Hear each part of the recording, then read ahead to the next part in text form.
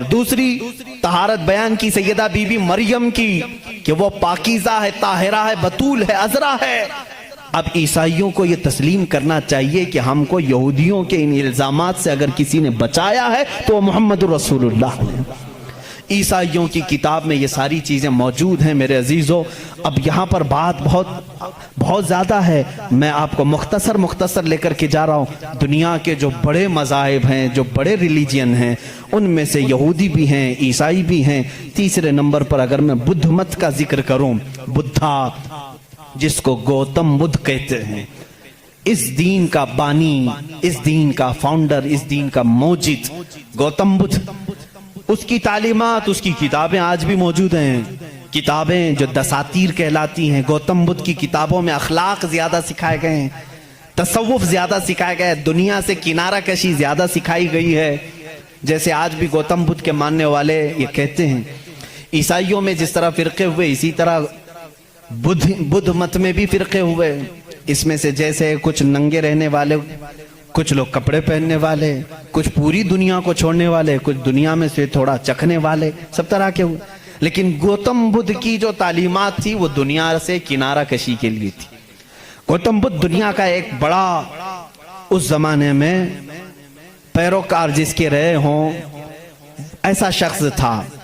اب اس کی ایک کتاب جو اس کے ایک شاگرد نے لکھی ہے، اس کی تعلیمات کو جمع کیا ہے، جس کو کہتے ہیں چکاوتی سننا، یہ کتاب ہے۔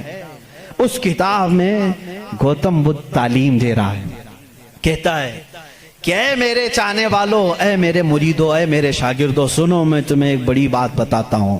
کہا میں ایک ہی بدھا نہیں ہوں، دنیا میں ایک بہت بڑا بدھا آئے گا۔ بدھا کہتے ہیں پاکیزہ اور مقدس آدمی کو، مقدس آدمی کو بدھا اس زبان میں کہا جاتا ہے۔ ایک اور ایک بڑا بدھا آئے گا اور وہ تبلیغ کرے گا۔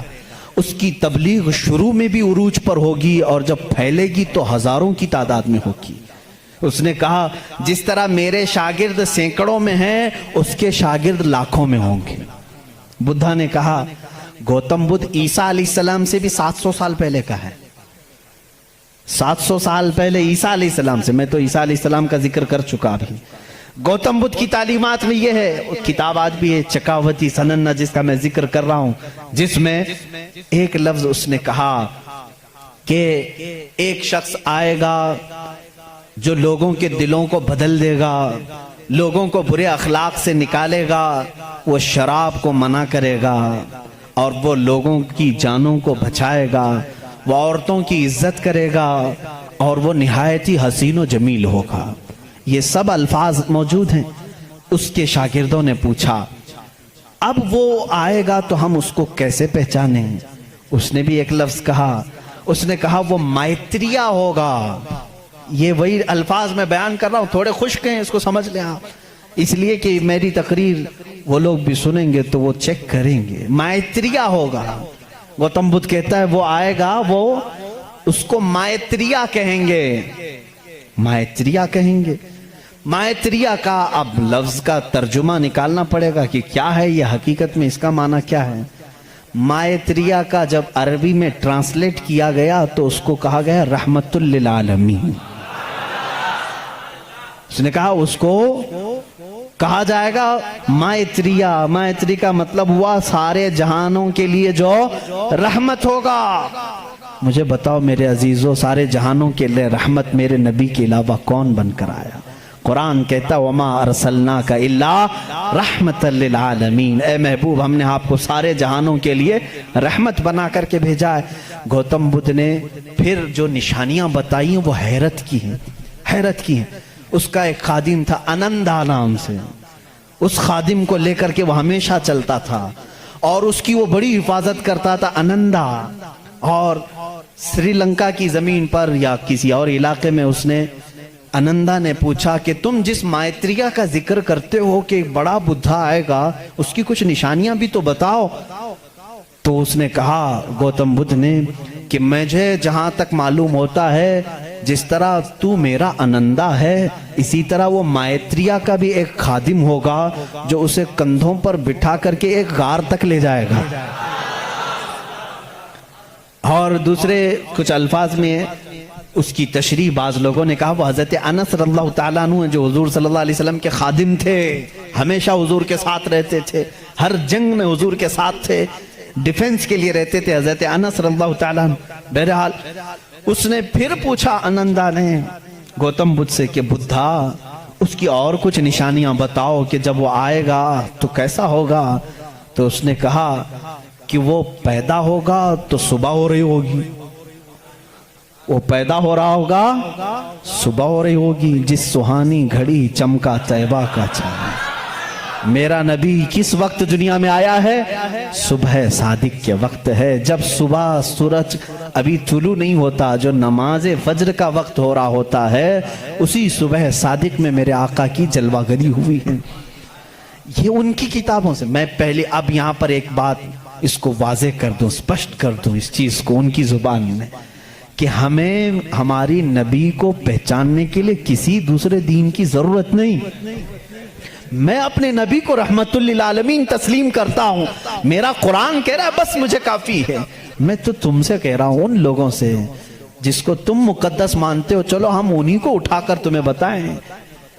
ظاہر سی بات ہے، الفضل لما شہید بہ الاعداء، عربی میں کہا جاتا ہے فضیلت تو اس کی ہے جس کی دشمن بھی گواہی دیتے ہیں۔ اب بدھا یہ کہتا ہے، گوتم بدھ یہ کہتا ہے کہ وہ بدھا آئے گا تو وقت صبح کا ہو رہا ہوگا۔ پھر کہا اس نے کہ اس کی ایک اور علامت میں تمہیں بتاؤں کہ اس کو بہت بڑی بصیرت ملے گی، بہت بڑی بصیرت، نالج اس کے پاس بہت بڑا آئے گا، اتنا بڑا آئے گا کہ وہ اس نالج سے پوری دنیا کو دیکھے گا، اتنا نالج اس کے پاس۔ میں اس کو بصیرت کو نالج کہہ رہا ہوں، اتنی فہم، اتنی ادراک اس کو ملے گی۔ یہ گوتم بدھ کہہ رہا ہے اپنے خادم سے، آنندا سے، کہ اتنی نالج اس کو ملے گی کہ اس سے وہ پوری دنیا کو دیکھے گا اور اسی سے وہ پوری دنیا کے نظام کو چلانے کی بات کرے گا۔ لیکن اس کی علامت یہ کہ یہ ہوگی کہ وہ جو نالج، وہ جو بصیرت اس کو ملے گی اس بدھا کو، وہ رات کے وقت ملے گی۔ وہ کب ملے گی؟ رات کے وقت ملے گی۔ میں یہ کہتا ہوں جس بصیرت کا وہ ذکر کر رہا تھا میرے مصطفیٰ کے لیے، وہ قرآن پاک ہے، اور وہ نازل ہوا ہے۔ قرآن خود کہتا ہے اِنَّا أَنزَلْنَاهُ فِي لَيْلَةِ الْقَدْرِ، ہم نے قرآن کو نازل کیا ہے۔ کب نازل کیا ہے؟ لیلۃ القدر میں، رات کے وقت نازل کیا ہے۔ گوتم بدھ کہہ رہا ہے اسے ایک بصیرت ملے گی، بہت بڑی نالج ملے گی، اور وہ رات کے وقت ملے گی، اور وہ رات بہت چمکدار ہوگی۔ وہی تو ہمارا قرآن کہہ رہا ہے لیلۃ القدر خیر من الف شہر، اس رات کو تم کیا جانو، وہ ایک رات 1000 مہینوں سے بہتر ہے۔ رات کے وقت بصیرت ملی۔ تیسری اور ایک اس نے علامت بتائی، اس کے خادموں نے بہت پوچھا، انہوں نے پوچھا اچھا کیا، باقی بدھوں کے لیے پوچھا، اور اس نے کہا کہ اس کی ایک اور علامت تم دیکھو کہ وہ مائتریہ جو ہے، وہ جو سب سے بڑا بدھا ہوگا، وہ جب دنیا سے جا رہا ہوگا تو وہ بھی رات کا وقت ہوگا، دنیا سے جا رہا ہوگا وہ بھی رات کا وقت ہوگا، لیکن اس کے چلے جانے کے بعد کوئی اس جیسا بدھا قیامت باقی کبھی نہیں آئے گا، کبھی نہیں آئے گا، اور اس رات اندھیرا ہوگا۔ یہ سب اس نے، یہ چکاوتی سننا جو کتاب میں بتا رہا ہوں اس میں، اور کچھ دساتیر ہیں اس میں یہ باتیں بیان کی گئیں۔ اب میں آپ کو بتاؤں وفات رسول کے متعلق۔ میرے آقا صلی اللہ تعالیٰ علیہ وسلم جس وقت دنیا سے رخصت ہو رہے تھے، ماں عائشہ صدیقہ رضی اللہ تعالیٰ عنہ اس کی گواہ ہیں، وہ پیر کا دن تھا، شام ہو چکی تھی، رات کا وقت تھا، بعض روایات میں ہے۔ رسول کریم صلی اللہ تعالیٰ علیہ وسلم اس وقت نزع کی عالم میں تھے، حضرت عائشہ صدیقہ کے زانوں پر سر رکھ کر آرام فرما تھے، اور اچانک دروازے پر دستک ہوئی، اور حضور اکرم صلی اللہ علیہ وسلم نے فرمایا اجازت ہے اندر آ جاؤ۔ حضرت عائشہ نے کہا کون ہے جو اندر آ رہا ہے، اس حالت میں آپ کی تکلیف ہے ابھی؟